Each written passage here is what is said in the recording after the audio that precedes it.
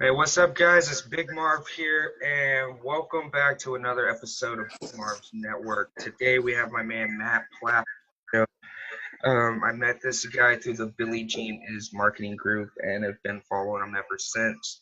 He is one of the best in the game when it comes to promoting restaurant businesses and getting butts in those seats. Uh, this is a perfect example of why you should never let a bad experience with a coach or a mentor push you from trying more coaches and mentors. Because before I got into the BGIM group, I had spent $5,000 on different mentors and coaches and didn't get any ROI out of that. It was shit. And then I met the Billie Jean as marketing group, and it radically changed my life. I went to his San Diego conference, started putting his strategies into place, met guys like Matt. Matt is absolutely killing it, following the same BGA strategies. And yeah, here we are today. So, Matt, go ahead, introduce yourself. Tell us a little bit about your background and where you came from and where you are now and where you're going. So background is I've been in marketing since 1999. I've been in multiple sides of it. In 99, I got into radio advertising right out of college, sold radio advertising, sold event marketing. And then from there, I also at the same time started in 1999, I bought a book on Adobe Page Mill, how to create websites. And I built the website and we launched a boat dealership online. And it was a boat RV website for how to sell campers and boats on consignment. And at that same time, we went from there. I ended up going full time with it. I left radio for 4 years, did really well, and went into the boat and RV business. During that time, from like 2000 to 2004, I really figured out what SEO was on complete accident, and took our boat dealership to be pretty big things in the boat and RV business. We went from about $2 million a year to $15 million a year, which is pretty big in the business, and completely figured out SEO and SEM. And at that point, got back into consulting in the late, like 07, 08, realized I hated having employees and wanted to go into the consulting business. And that got me here to the marketing world and started my agency in 08. And literally came up with an idea that I wanted to be the mobile marketing department. I saw all these people I knew that weren't doing digital marketing at all, but a lot of them were doing radio and TV and they sucked at it. And so I reached out to a lot of connections I had and just kind of worked my way around the Cincinnati area. And within a few years, had 34 clients from about 31 industries, and did that for probably 08 to 2015, and started to realize then that I was coming up on a bottleneck, that I had sold all of these people Matt Plapp. And there's only so much Matt Plapp to go around. I had one employee at the time. And so from there, I realized I needed to do something different. I didn't know what it was. And I found Billie Jean. Billie Jean, $4.95 flash drive. Got his flash drive, found it, went out to his event, bought a couple of his programs. And then in 15, at the same time, by accident, I was creating a restaurant marketing program for a restaurant of mine. And at that point, when I met Billy, everything kind of came together. I had a successful agency, but I needed a niche, but I didn't know what the hell that meant. Yeah, I remember the first time Billy told me, he's like, man, you got this great program. You ought to get a restaurant and brewery in like 20 different cities. I'm like, dude, I'm not driving or flying those places. He's like, you don't need to. You can have online clients. I had never heard of that. Every client I had ever had, I met one-to-one always. And so 16 was the year I kind of played with that. Then I picked up clients that part of the country. 17, I scaled that more. And then this time last year, 2018, I wrote my first book, which has done pretty well, called Don't 86 Your Restaurant Sales. And wrote that with the intentions of it getting the attention of restaurant owners. And it did that. It worked. It's gotten me in a lot of conferences. I'm speaking at the Texas Restaurant Association show here in a few months. But it also got me a lot of agencies. And I was blown away because I had been coaching agencies for Billy as a favor to help out people that needed to get to the next level. And it never occurred to me that I should be helping agencies. Just I enjoyed it. And here I am now with probably, 205 people joined today. So probably 260 or so agencies around the world that are in this restaurant marketing program. Fuck yeah. talk about being diligent and pursuing your craft. And by the way, you guys, if you have not heard of Matt Plapp before and have never read that book, I have a copy of that book. It is fantastic. So make sure you go pick it up. So kind of tell us where you're going from here. So now your coaching agency is following the ROI Engine platform. What is kind of the end goal for Matt Plapp? It's an interesting question. I got a lot of things happening right now. You know, this year I've already spoke, I don't know, 7 or 8 times. I've got another 6 or 7 coming up this year. So I'm doing a lot of speaking. I got my second book coming out in May, late May. I was hoping to have it out mid-May, but it's probably going to be late May, early June, called Put Butts in Your Seats. And it's 8 tactics, digital marketing tactics, and 2 in-store tactics that businesses, specifically restaurants, can use to grow a database to drive sales instead of spending money to drive sales. I've got my first ever big employee. I've got 12 employees, but I've never hired a big hitter. A guy that I've known for 20 years, who's got 27 years of radio experience, is coming on board in May as my director of sales. So he's going to be selling, taking all the sales off my desk, like these stacks of business cards, which are really good leads. And actually, a lot of them are actually people with pending proposals. I'm so busy that I'm terrible at that part of it. Like 99% of people I talk to, I close. And Billy one day was like, well, talk to more people. And I'm like, I just don't have the bandwidth. And so Doug's coming on board, and that's a good problem to have. A lot of agencies don't have that problem. But I've also put, since 1999, I've been building my brand. In the last 10, 11 years, been building my agency. In this last 2 or 3, building me and building the niche in restaurants. So one of my biggest goals, honestly, is by the end of this year, my focus, what I found was a big niche. I'm sorry, I got something in my freaking eye, which sounds weird because you hurt your eye and you have an eye patch on. And here I am, like I got like a piece of dust in my eye, and I'm like, crybaby. But one thing I found, which kind of blew me away, when I wrote the book last year, and I'm not joking, I did a webinar on a Wednesday night. It was like March 29th, and did a webinar, and I was excited that 56 people bought this program. I'm like, holy shit, this is awesome. I started looking at the names. I started researching the people, and they were almost all agencies. And so I literally picked up the phone and started calling these people. Hey, dude, you're an agency, not a restaurant. Why'd you buy this program? Because I've got an agency. I know how to sell marketing. I know how to do mini chat and messenger. I know how to do emails and Facebook ads, but I don't have the guidance. I don't have the tool. It's almost like having a car dealership, but no cars. It's just like, oh yeah, we've got doors and hoods and bumpers, and you got to build a car. It's like I was giving them the car. And so I realized what I had taken for granted, because my first 8 years as an agency owner, I had what a lot of people don't have. I had a shitload of name recognition in Cincinnati. I mean, I've been doing marketing since 1999. So by the time I started my agency, I was, 10 years under my belt that people knew me. Our boat dealership had blown up to a $15 million a year company, which had me on the front page of every major magazine in the area, showcasing our business, how we did it, how we used the internet. And if you can think, you're pretty young, if you can think back in 03 and 04, be on the front page of the Cincinnati Business Courier, they did an article with me and Procter & Gamble. And Procter & Gamble is this giant company. P&G, come on now. Yeah. And here's little Matt. But it's like, here's a guy that's using stuff that Procter & Gamble's not, for a local boat dealership. And we were selling boats all over the country. And so I look back, and I was fortunate because my first 8 years as an agency owner, literally, I'm not saying this to brag, or I literally went from 0 to $250,000 in sales annually in 18 months, because I had so much groundwork laid. And then I just hustled. I mean, I don't care about working. I mean, I worked 80-hour weeks for 5, 6, 7 years and just grinded and doing whatever it was. I mean, we had clients of ours.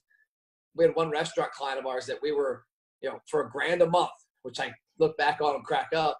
We were their website, their social media, their email, their in-store signage, their radio purchasing, their TV purchasing, their billboard company, everything. We spent $350,000 a year for them for $1,000 a month.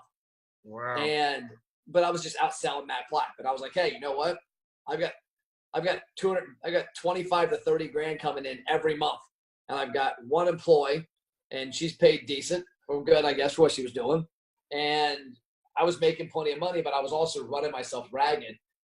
And when I wrote the book and got all these agencies, long story short, when I got all these agencies in my program last year, like April, May, I turned around in May and I looked myself in the mirror and I said, okay, I've got my agency. I can keep going this route. And I got this membership site that I had already built it. I could say, hey, the program's in there, build it, go on your way. But I had seen so many membership sites out there that guys had built. It's like, hey, here's the 10 tricks to do ABC. They build it and it sits there for 6 years. And then people just buy it, and shit. And I kept talking to these agencies. And the thing I kept hearing over and over was, Matt, like they were blown away by what I had done in that prior 8, 9 years, 10 years, and what I took for granted. And it was all these little things I knew how to do that they didn't. And so I said, you know what? I'm putting my agency on the back burner. I'm not going to worry about finding more restaurants or more clients for the agency. I spent almost all of June, July, and August, probably even September, literally figuring out how do I make this to where an agency owner comes in and it's like, hey, I just got in the agency world. I know how to sell. I know enough about digital marketing. How can I go from A to Z within 6 months and get to a really solid base, and then 6 months to 18 months, get to where I'm making 15 to 20 grand a month? And so that's what I'm on the mission to now. We had a conference call this morning with my team. We have 5 of us on the call, and we were looking at the membership site. I'm like, guys, there's a shitload of content in here. It looks like a dumpster fire because it's not organized good enough. So we came up with 5 colors. We came up with an acronym. We came up with how it's each, when you come into the course, how you can find out how to do this, so you can walk down a path. So that's really just my mission. My goal is that, you know what, I want to be able to, when somebody comes along in 6 months and say, hey, I want to start a career, either a side hustle or leave corporate America or right out of college or right out of high school, be able to say, hey, here's a blueprint. If you hustle, you use your brain, you use ethics, and you do all of this for the next 2 years, you'll make money. Nice. So you're kind of transitioning from an agency that consistently serve, restaurants to now being a consultant for other agencies that are trying to grow and scale. Yeah, but what's unique is that I'm not getting away from the other agency. We're going to keep, the goal of mine is to keep both, is that I'm going to run overarching everything. Doug's going to run the agency sales. My team's going to build our stuff for our clients. And then everything that we do, I have one employee right now who's dedicated to the agency membership program that we all put into it. And then she helps manage it. Because when I look at one thing I think I have an advantage on, I'm practicing what I preach. Today at 3:00, I went to Sugar Fire Barbecue up here, sat down with the owner, showed him the interview we did 2 weeks ago with his CEO from St. Louis, showed him the messenger program shit. He's going to become a client starting in July. So I do exactly what I preach. And so that's my goal is I don't want to be a guy that had an agency that went from an agency to an agency coach. I want to be a guy that in 2 years, I'm sitting here at a conference with 300 agencies that are all making good money, and we're all doing the same thing. Exactly what I run, they run. I like that. So that's similar to what Gary Vee's doing with VaynerMedia and his consulting as well. Yeah, I think that you got to stay in the trenches. It's like in a mechanic. Imagine if you're a mechanic, and you're working on, 20 years ago you were a mechanic. Well, you haven't touched it. It's like in the boat business. We had our boats. We had all these carbureted outboard motors. And then back in the early 2000s, the 4-strokes came along, and the VTECs and the ETECs and all these different technology engines. And a lot of mechanics who we had a parts guy who was a hardcore parts guy for 20 years. Well, all of a sudden, all those Johnson Evinrude carbureted motors aren't what's selling. And so guys are walking at a parts counter going, hey, I'm having this issue with my Evinrude E-Tech motor. And Richard's like, I'm 100 years old, dude. I don't, he had outdated himself. And I don't want to have that happen. I saw it the other day. I've got a guy that I know that's awesome. The dude is a rock star. But he made a bunch of money in the agency business, got out of the agency business, started an agency coaching program. And he's not even in the business anymore. He hasn't had an agency for 4 years. Yeah. So how do you know if the tactics you were doing 4 years ago are still working? Yeah. That was some of my experience early on. Because like I was telling you before I found BGIM, like I spent $5K on different courses, coaches, and mentors. and some of them were outdated. Some of them like one of them was um, how to build and sell WordPress sites for what they're worth, basically, like how to charge 10K for a WordPress site. Yeah. And I'm going through it, and it's like outdated WordPress backend and their tactics and shit that only. I'm like, dude, what the fuck did I just pay $1,500 for? Like, Yeah. I know all this shit, and like me personally, I'm transitioning from because what people hire me to do is I'm a strategy and automation expert. So I go in, take a look at whatever systems you're using right now, and see what I can do to make them more efficient and automated. So you can scale because processes are the key to scaling. Yeah. And so I'm transitioning from running my own agency to being a coach with a buddy of mine because I have a buddy that is a personal branding expert. So we partnered up together. He's coaching personal branding. I'm coaching automation and strategy, and we came up with a 100-day blueprint for establishing and scaling a personal brand online. But I also have my select clients that I keep on retainer. That way I'm always actively building funnels. And I still actively pay for coaches. I still actively train myself. Like I have a funnel building coach, a copywriting coach, a business coach. I just hired a Facebook ad coach yesterday, so yeah, I think it's very important, like especially if you're going to position yourself as that authority figure, as an expert, a coach, consultant over other agencies and newbies. Like I think just from an ethical standard, yeah, you do definitely need to stay in the trenches, stay on top of the technology and in the game. Otherwise, like how are you coaching a game that you're not playing? You know what I'm saying? I love how you said that. You're exactly right. How you coach the game you're not playing. There's a lot of skills that I tell people that like people say, oh man, because we all see each other. So we're online and we see 50 people, 100 people, 500 people a day that are digital agencies, and we feel like we're all over the place. Well, we're not. I mean, we're such a minority. It's not even funny. I mean, I know 500 people in Cincinnati that do marketing, and 3 of them do what I do. The other ones are all selling radio, TV, direct mail, marketing, you name it. Yeah. So we're such a minority. But the one question that comes up a lot is people say, hey, what are you going to do if this happens with Messenger, this happens with Facebook, or this happens with text? I'm like, dude, I've been in the game since 99. There's been a million things change. And it's just a matter of adapting. I was doing automated faxes back in 1999. Like automated fax, think about that. I don't feel have faxes anymore. But it worked then. It won't work now, but it worked then. And so it's just a matter of transitioning and understanding, like you're saying, if you're trying to teach people, yeah, there's tactics that are still applicable as far as sales and prospecting, but there's a lot of stuff it's not. I mean, like the phone, for example, in restaurants. 10 years ago, if I wanted to call a restaurant and get a hold of the owner, it was possible because he was in the restaurant and he had a phone there. He didn't have a cell phone then. Well, now he has a cell phone. And anybody that wants to get a hold of the restaurant has to have the cell phone number because he ain't answering the damn phone number of the restaurant. Very few. And so if you're trying to teach a tactic like that in our business, yeah, it might have worked 10 years ago, but not anymore, brother. It still drives me nuts when I hear people say, just go cold call for 5 hours a day.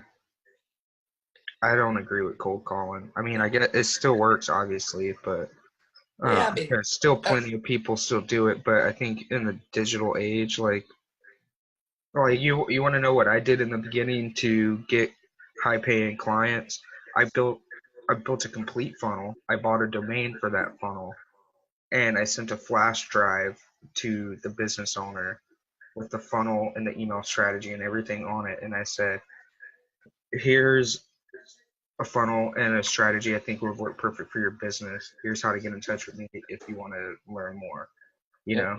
So sometimes they would just take the funnel and it was a ClickFunnels share link. So if they signed up, I would get the commission from ClickFunnels, whether they paid me for the funnel or not, But 9 times out of 10, it impressed them so much that I took the effort and put it out there that they were like, yeah, let's do this. Whereas cold calling, like I sat there for hours, like, trying to break through the barrier. I don't know, maybe some people are just better at it, but time is a resource that you can't get back, no matter how much money is in your bank account. So everything that I try to teach people is like, if there's a more efficient way to do it to save yourself the element of time, then find that efficient way to do it. Yep. Oh, we're getting ready to drop. I got to do the list tonight and finish it tomorrow morning. My director of sales, one of his things we're going to be doing is by May 1st, we're going to have 10 people a week. Let me show you this box. You've probably seen it. Let me go grab one.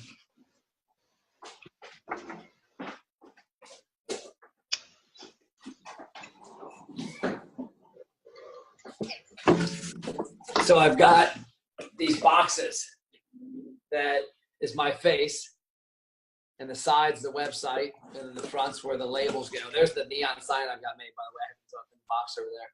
But they'll get this, and it's going to have, depending on what level they are. If they're a person that's got like 20 locations, then they're getting my book, a case study, and a letter.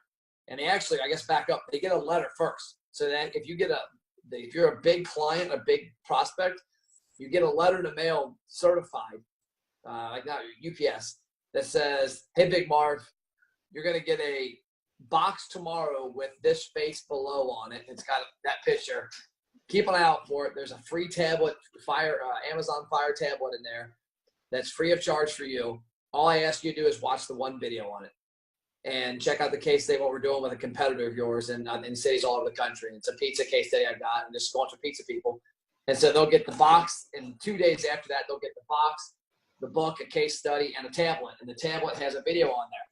And it's literally a 4-minute video. And it's, I said, just walks through what I do with the case study. It says, if this intrigues you, the next 7 minutes will intrigue you even more. And then 7 minutes. And then it's like, and if you were watching this, you might as well watch the next 10 minutes on our dashboard, and you'll be blown away. And so there'll be 10 of those going out a week. And then there'll be 20 of these boxes going out with the case study, a letter, and the book to people that aren't as high value, that are like 5 to 10 locations. And so, I mean, you think about it, people are going to get this in the mail. That'll get you a phone call, especially when you drop some stuff in there. Oh, yeah. A free book. And we're going to do a bunch of other things like that. So we do that. We also, some of those people that are in there have already been connected with on LinkedIn. They've already been nurtured with non-sales. Hey, Big Marv, noticed you're in the restaurant business. I appreciate you connecting with us. Here's why I want to connect with you. By the way, here's a great video somebody did on YouTube about how to do food pictures in your restaurant on iPhone. And these people are like, they're on a different angle because they're like, hold on. Every other guy like you, the first thing they say is, "Hey, here's what I do. Here's how much it is. Click here." And so we nurture them with, we have 5 different messages. And the goal is once they get to the 3rd or 4th message, this box drops them out because now they've seen the name. Fuck yeah, I love that. Yeah, I saw you post that box a while back when you first got it in. I thought that was the shit. I was like, oh man, this guy knows about Brandy. And then I read about your tablet idea, and people were telling you just get shitty, cheap tablets, or like basically telling you to cut corners. And I like that you were like, no, I'm gonna put a fire tablet in there. Yeah, I mean, because like they're gonna like, yeah, maybe it costs you what, $100 to send this box out. Yep. If that. 78. There you go. So you're spending $100 for this client that's probably gonna put you on a 5 to 10K retainer. Oh yeah, easily. Easy. I mean, I can send out 100. I mean, the people that are getting the tablet box, it's $78 on average for everything, from start to finish. Those people are $10,000 a month, and so there's 120, and we have a 6-month minimum engagement, so there's $60,000. So let's just say I send out 100 of them, 100 times, that's $7,800. So let's say I spend $10,000 and I send 100. I can promise you I'm going to get 20 appointments and I'm going to get 5 deals. That means I'm going to get $500,000 in sales on 5 or 10 grand. Period. Exactly. And it's guys were like, yeah, get this one. You can get this one for $10. I'm like, nah, bro, I don't want to send somebody something generic. I'm not, like I said. Yeah. They're going to throw that shit in the garbage. Yeah. You get a fire tablet for free with this crazy guy's face on the fucking box. Like, think about the organic reach that's going to have. Like, you're going to start seeing your fucking unboxing videos on Instagram. Yeah. And I've already it's a good example is another thing I've done with people that have helped me in a big way at a couple events that have spoken at my events. I send them company Nike Air Force Ones that match their company colors. Mike Arcee, I sent him he spoke at an event I had. I appreciate that was my gift to him. I found out his shoe size. He came 3 days later. You know, if I send him a pair of freaking Velcro Walmart shoes, he ain't wearing them. If I send him a pair of orange Nike Air Force Ones that I like, he's not wearing them. But I sent him a pair that matched his color of his company. Yes. Did it cost me $200? Yes. But did it make a hell of an impact? I had a guy yesterday that got me speaking at his conference in August. He invited me to a private dinner at the ClickBundles conference. He knew a friend of mine, and he said, hey, can you bring this guy with you? I went with him. And dude was legit. It was at a high-end steakhouse, probably cost him $3,000. And so his assistant was there, and I said, hey, what's his shoe size? And we had gotten talking, and I realized he told me he's a big Adidas sneaker guy. And so I found a pair of kick-ass Adidas sneakers, and he got back from ClickBundles, and he got to his office, and there's a box of shoes on his desk. And he told me thank you like 5 times. He sent me a video of him opening up. And like, that's the stuff that, like, that's not a prospect, but that's a referral partner. That's a person that all of a sudden, and he yesterday just contacted me yesterday, wants me to speak at his conference. He guys, Inc. 500 company. He's like, you speak at my conference in August. I need you this day, this time when you do it. I'm like, hell yeah. Yeah, absolutely. Like, what I try to get people to understand is your network is your net worth. Oh yeah. Right? Like you got to get out there and you got to network and you got to make sure you're leaving an impact on people. Like when I talk to people, like I'm one of those personalities. I'm one of those guys. You're either going to love me or hate me. There's no in between, but you're definitely not going to forget me. Whether you love me or hate me, you're definitely not going to forget Big Marv, you know?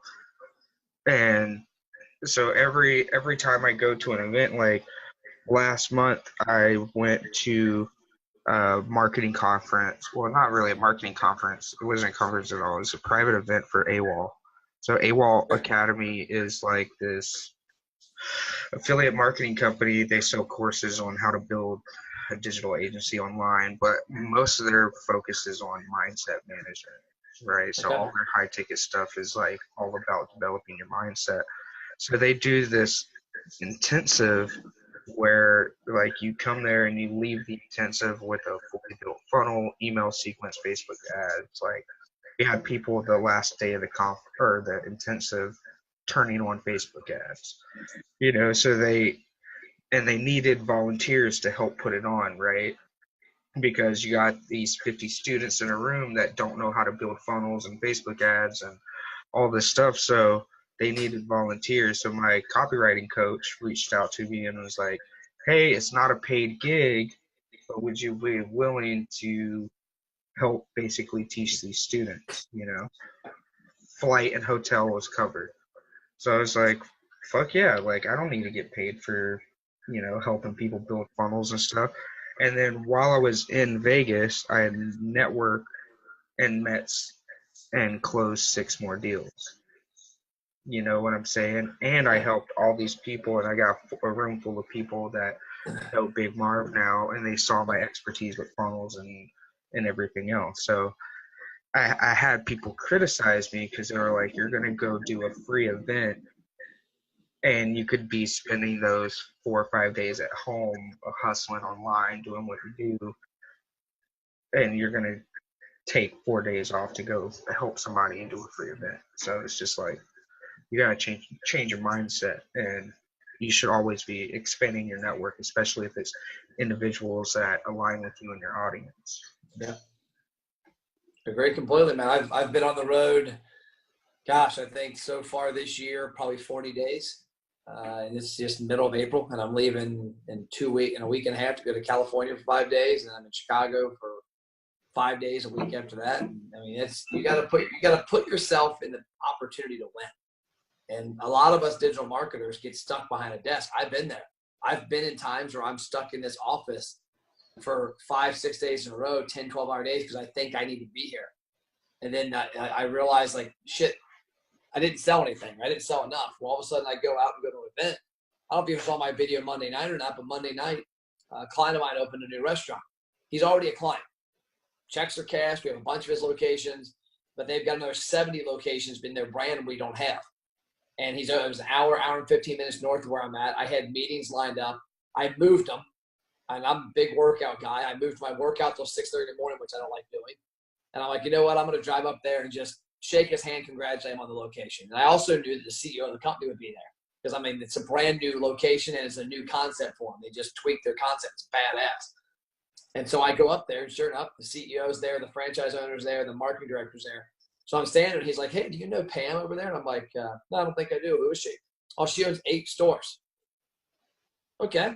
So I walk over to her, and a lot of stuff like this brand, whenever we launch a new client, I make sure to send the CEO and marketing director Loom videos. They have my face on them and say, hey, guys, by the way, we just launched this location so that you can tell the other stores this is going to be out there so that they know it's not fraud. If they have questions about it, if somebody comes in their restaurant with it. Because we have a lot of franchises that don't do our program, but there are other franchisees in the same city do. And they always forward the video. And so she walks over and she's like, I know you. And I'm like, I don't know. How do you know me? God, I don't know. You look real familiar. You're the Facebook Messenger guy. Hey, shit, your stuff's awesome. How do I get my 8 stores in? If I'm sitting in my office, I don't have a chance to talk to her. So now her and I are meeting next Tuesday to close the deal. And that'll be anywhere from 3 to 5, depending on what she picks. It'll be $3,000 to $5,000 a month, 6-month agreement, and be in good shape, and she'll love it. Fuck yeah. And see, if you were locked behind your desk, you would have never made that introduction. Yeah. You know? So now that, correct me if I'm wrong, but you're kind of in that position now where you've finally scaled to the point where you've crafted this lifestyle that a lot of people are chasing, laptop lifestyle, so to speak. Yep. But I also know you've been in the game a long time, and you've had those 80-hour weeks working in the trenches. So you've probably been on that level where you're putting in all that work, and some days it's just like, what the fuck am I doing? This isn't working. What am I doing with my life? Like, tell us kind of, like, let's go back a little bit and tell us about some of those experiences when you were about to tap out, but what kind of propelled you and kept you pushing forward to get you to where you are today? Yeah, it's kind of ironic you mentioned that, because when I found Billy, and I was in a unique position, so I'm not going to say that I was in some struggling dire needs, but I was making good money. But I remember talking to friends of mine, and I'm not a guy that likes comfort. I'm not somebody that wants comfort. I like kind of having a little issues here and there because it keeps me on my edge. And it's kind of like a gangbanger getting out of prison. They go back to the streets because they need the edge. They don't want to go live in the suburbs, I'm guessing. At least I would imagine. And I would tell friends of mine would call me because a lot of my friends were in radio and TV. And they were like, man, you got out, because I was in radio out of college, and they all still were in radio here 15 years later. And here they are working in corporate America, 8 a.m. to 5 p.m., shitty jobs. Yeah, they're making $100,000 a year, jackass boss. They don't like what they're doing. They're like, oh my gosh, Matt, you're killing it. You've got no boss. It's your company. And I used to always say, I had this line, I'm like, I literally got so tired of saying was, man, yeah, we're killing it. We're doing great. If I can make what I'm making now the next 20 years, I'll retire with a lot of money and I'll be happy. And every time I said it, a piece of me died because I was settling. And so when I found Billy, I literally we all have dreams. And I used to like, oh man, I want a Ferrari or a Lamborghini or a Rolls Royce or the house in the mountains or the kick-ass vacations, whatever. And I had settled that wasn't going to happen, that I was still had a good lifestyle, but I wasn't going to be there. And then I saw Billy, and I still was like, oh, okay, yeah, I'm sure he did this in a couple of years, whatever. And then I started to realize he did. And then I started seeing success, and I saw my company double in 6 months. And I saw it triple in a year and a half. And I went, oh, shit, that Ferrari's in the near future. And so that got me really motivated. But then at the same time, it scares the shit out of you. Because I could easily get rid of 10 of my 12 employees tomorrow, scale way back down, probably make a little more money in the short term and not have the stress, because there are those days. I had a client today that canceled. sent me an email. He's canceled. We did a favor for him last week, and he canceled the program. And it's not a big deal to me. It doesn't really kill us when somebody cancels because we have enough clients. But it still puts doubt in your mind. Like, oh, shit, am I on the right path? Am I doing the right stuff? Do I know what I'm really doing? And that's the hardest thing about us. What we're doing is getting that self-doubt, not having that doubt pop in your head. And you've got to also have ways to reinforce it positive. Like to me, today I went and shot basketball. I got 3:00 meeting, got done at 3:45. Went down, picked a buddy of mine up, went to a park, and we shot basketball for an hour and a half. And I think that's a key element too. You've got to have some way to get your head out of it, because a lot of times we sit there and we stick behind these desks for 10, 12, 15, 20-hour days. And when you do that, it can creep, more negativity can creep in. Oh yeah, absolutely. I always tell people, you want to start out in a proactive mindset. Like every morning, well, I have an off schedule, so I would just say when I wake up, the first thing I do is meditate, workout. Right? I don't check my smartphone. I don't check my email. I don't do anything, because it's all about getting my mind right, my body right before I go tackle the day. Because when you take the time to mentally prepare yourself first and put yourself in that proactive mindset where you're like, this is what I'm going to do, this is what I'm going to do, this is what I'm going to do, then I have found that, you find that motivation, that inspiration to push forward even on those bad days, because if you don't do that in the morning, right, like if the first thing you're doing is replying to emails and checking texts, now you're in a reactive mindset. So you're just waiting for the next thing to pop off. You're waiting for the next phone call or the next, whatever it is to come in. And I tell people, like, you might be struggling now, but if you have goals and aspirations, to always chase them. Everything happens for a reason, right? Like, I'm gonna get a little hippie on you here now. I believe we're all connected through kinetic energy, and everything happens for a reason. Like, we're all energy beings. If we cross paths, there's a reason for us to cross that path, and the universe puts us through these struggles and transgressions to challenge us and push us, because if we're chasing a goal that's up here, because millionaires have different problems than welfare check collectors. You know what I'm saying? Like, they have, and maybe I don't want to say bigger problems, maybe I'll say different problems, right? So the universe is putting you through something, because if you can't get through what it is you're going through right now, you're not going to be able to get through what the universe has waiting for you. You know what I'm saying? So, like, when I first started, like, when I first left Microsoft, for example, like, I was heavily criticized because I was 6-figure income, nice house, nice cars. Like, I was living a life, right? I could have easily stayed there and retired and did my thing, but it would have been like you said, right? I wouldn't have the Ferrari and the house on the hills. I just would have had a comfortable life. And so when I quit that and started going at this full time, my original challenges were, I don't have capital to do shit. I don't have experience and social proof. I don't have this or that, right? So those were the different struggles I had to work my way through to be able to scale my business. But then when I scaled my business to 6 figures in 7 months, it was like, then my problems weren't, how can I get the capital for this? Then my problem was, this is a $10,000 risk. This is a $20,000 risk.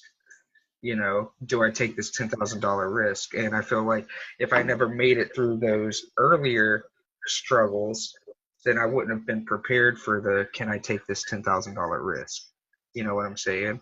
And now this year I'm scaling from 6 to 7 figures. That's my issues, is like, I could easily scale down, not have employees, just do my own thing, make decent money. But I want to be up here where I'm helping thousands of people around the world, which requires 10 figures, or 8 figures. Sorry, 10. Wow, that'd be nice. Hey, Never know. But yeah, you never know. But I know for my goals, at least 20 years from now, I'm going to need to be in an 8-figure bracket. So I'm going to choose to face those struggles head on and get through whatever the fuck the universe decides to throw at me today, because I know bigger problems await, so to speak. Yeah, it's funny you mentioned things happen for a reason. I'm a big believer in that, and I'm not a practicing Christian. I'm not a Bible beater.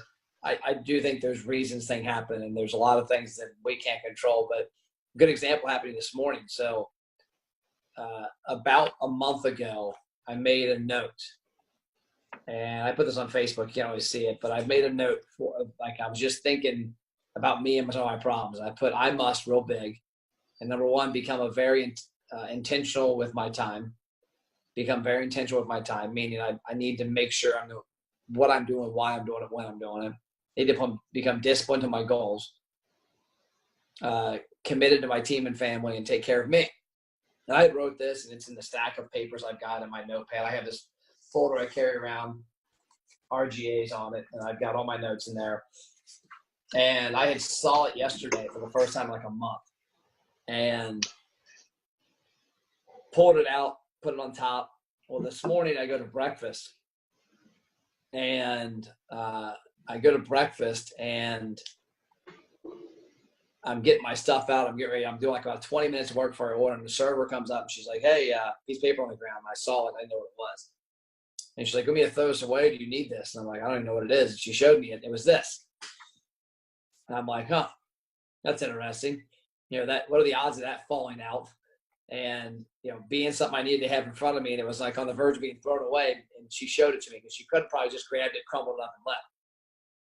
And so I'm like, well, there's a sign. So I literally took it and put it in the front page of one of my goal books. I sent a picture and made a graphic of it, sent it to my one of my employees, and said, "Hey, I want you to program an email, a mini chat sequence that messages me that every day, and then have it trigger a tag in Zapier that sends an email with it every day." So she built it out, and it'll start tomorrow. I'm like, because I need to look at it every day. Fuck yeah. See, whenever I have the revelation that everything happens for a reason, was when I got my first Microsoft job. Let me tell you about my Microsoft journey, though, right? So, like, let me give you a little bit of my backstory. I built my first computer when I was 10 years old.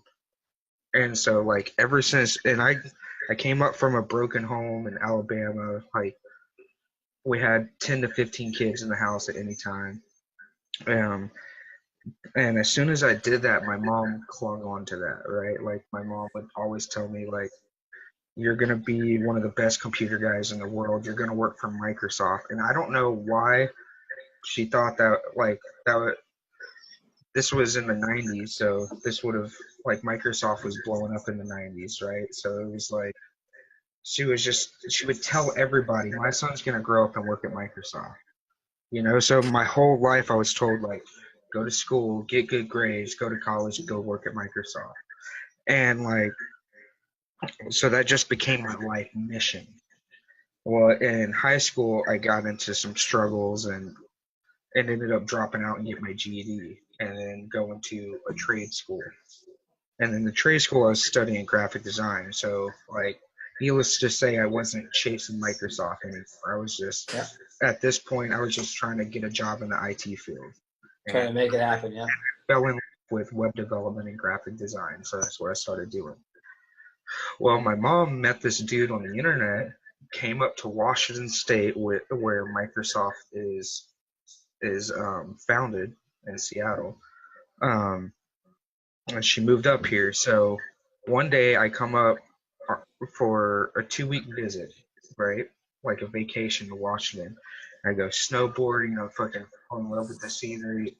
I just absolutely like this is the shit. Fuck Dallas, right? So I go home, quit my job, drain my accounts, got my affairs in order, just immediately moved to Washington like a month later. And then within 2 weeks, of being up here, I got an interview with Microsoft, right? Nice. But this time, I'm 19-year-old Marv, cocky motherfucker. I know everything. I'm a computer genius. I have fucking 15 piercings in my face. And so I show up to this interview like an asshole with all these piercings and a t-shirt and shorts. And the guy's basically like, you have an impressive resume. You're smart. I know you'd be able to do the job, but because of your attitude and how you're presenting yourself, basically put me in check, right? So then that basically put me back on the mission of like, I'm gonna work at Microsoft again one day. Like I'm gonna make this shit happen. Well, fast forward time, like I spent the next 3 years struggling at tech support jobs, and every tech support job I got, I would just work hard so I could become a lead because I'm like, I just need to get management experience, bro, because I didn't have a degree. So I was like, am I going to get on at Microsoft without a degree, right? So now I just got to go bust my ass in the IT industry until I get my in. Anyways, fast forward time, I finally got a call one day. One of the guys that I was working with at the tech support job got laid off, and then he got on at Microsoft, and then they had an opening where they could refer friends, and friends would get bumped to the front of the line for interviews. So we became friends, and I helped him out a lot while we were at the internet company. Like I helped train him, helped get him on board. Basically, we became really good friends, and so like he thought of me whenever the deal came up at Microsoft, and he called me. So by this point, I had already learned my lesson, right? To fucking have some respect and shit when you're going to have meetings for people. Um. Anyway, so I got it that time, and I Nice. finally got in the door. So I was just like, that day it hit me like the reason I never got the job the first time at Microsoft because I didn't appreciate what I had, you know, and the universe isn't going to give you the things that you want until you appreciate what you have because like I said, everything is kinetic energy. So everything that you want in this life is already there in some form or another, right? So I was at the AWOL conference, and Kialo is telling a story of how his son lost his best friend, like his group of friends. And his son was all upset and everything because he was like, I loved my friends, and now I don't know what I'm going to do. I'm depressed, blah, blah, blah. And so he made him sit down and write down the traits of these two friends that he lost. Trustworthy, good listener, etc., etc. And he's like, after he wrote down those traits, he's like, okay, now write down the names of people that you know right now that you're still friends with that have those traits. And then he was able to think of 20 to 30 people that had all of these traits that he thought he just lost, right? So his message was, see, you might have lost it in those people, but you should still appreciate it because you have the trustworthiness, the the good listener, all these other traits, and all these other people around you. You're just not appreciating it in the form that you already have it, which is why you lose things. So for me, Microsoft was already always there, and I even blew the interview because I didn't appreciate. Like I wasn't humble, right? I was just like, I'm the shit. Fuck you guys. Give me my, I deserve this. And it wasn't until I sat back down and basically the universe put me in check for a couple years, struggling, making $12 an hour. You know, it wasn't until I went through that bullshit that I finally like started putting in effort, putting in extra work, showing up, appreciating it, lifting up my other team members, basically becoming a good leader because I was wanting that even though I wasn't ready for it. So, if that makes sense. Yeah, completely. I mean, we all have to hit those. We all have to hit them, and have to. Sometimes, like obviously, you got to fall to get up. You got to burn your hand to realize not to touch the hot plate. And if we don't ever fail, we can't succeed. It's like today. I played basketball with my buddy today. I'm not a very good basketball player. I'm turning 43 next month. I'm out of shape. I don't have basketball legs, but I decided this year that for my mental health, it was important for me to get out in the sun, get out and play basketball 2 or 3 days a week. And so I've been doing that.